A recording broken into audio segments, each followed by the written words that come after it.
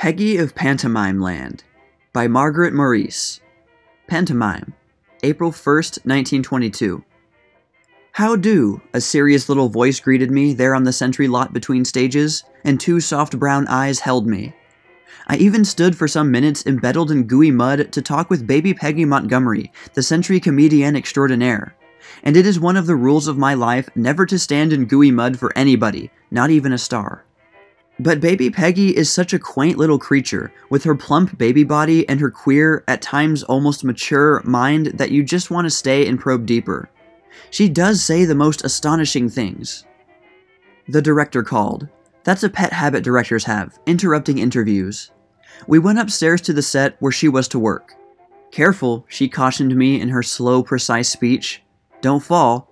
I'd have to stop and pick you up, and I'm in hurry." It was a bathroom set, and the comedy baby Peggy got out of that tub was a scream.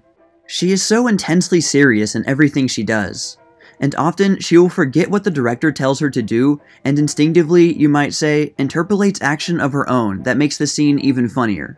She is such a plump little thing, and moves so slowly and solemnly. Baby Peggy is but 2:30, you know.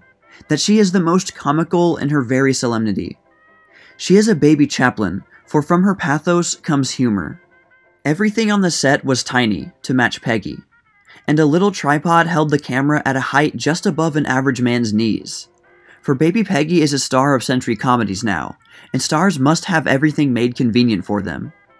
"How do you like being a movie star, Peggy?" I asked during a wait between scenes when she settled beside me with a doll in her arms. "Fine, fine," she answered slowly. She does not answer you readily, but talks very slowly and solemnly, as if she were giving deep thought to your words. Of course, she isn't, for she's only just 2:30 old. It is just a quaint mannerism that she is unconscious of, that she doesn't bubble as do lots of children. Her humor is the kind that is bred in pathos and solemnity. But I have to work lots. I like work, don't you? It is all such a serious proposition to her, this making comedy. But who can say that in the quaint, little old ladyish self of her, she doesn't get some kick out of it that we mere grown-ups can't fathom? "Let's sneak away and get to an ice cream soda," I suggested. She pondered the question for fully 5 minutes. I had come to the conclusion that she hadn't fully understood me when at last she turned to me and shook her head regretfully. "'Tain't," she said. "I'd get tanned, right here." And she proceeded to turn her back and hold up her dress to show me the customary receiving station for her tannings. "Why, Daddy wouldn't dream of tanning a movie star." I was shocked. "Don't even think Daddy wouldn't," a soft voice answered, as Mr. Montgomery joined us. "Peggy will be no spoiled prodigy if we can help it. She gets her tannings as often as the ordinary kid. She and her older sister, who has worked in a few pictures, both have to toe the mark.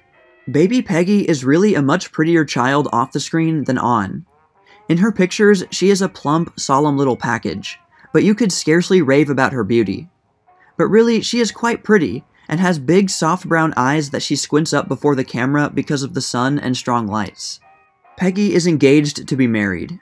Of course, she may have to wait a few years, because even in this progressive community, where children are property owners, you can't get a license at 2 years of age.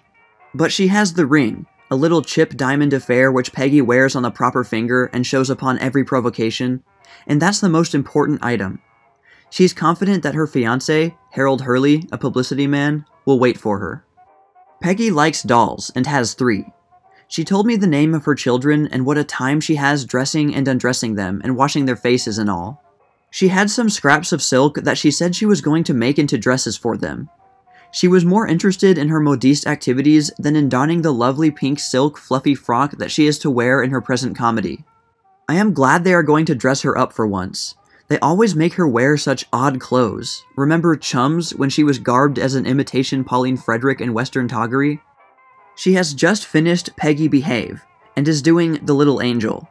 She left comedy for a brief excursion into the drama in Marshall Neilan's Fools First. And she also appeared in Foolish Wives, and attended the premiere of that picture here when the starshine mingled with mere society glitter. It was, in fact, the first time Peggy had ever stayed up at night in her short life, and I must admit that, as she sat with her parents in their loge seat, Peggy was so thrilled by von Stroheim's wickedness that she went right to sleep. Peggy's salary is $150 a week, and her daddy puts it all in the bank for her and invests it in nice real estate and things that will keep her in old age. Her only expenditure was for a closed car so she could change her dress when out on location without all the men looking at her. Here's to baby Peggy. She may not have won any beauty prizes, but Peggy has something deeper than beauty: personality. She's a great kid.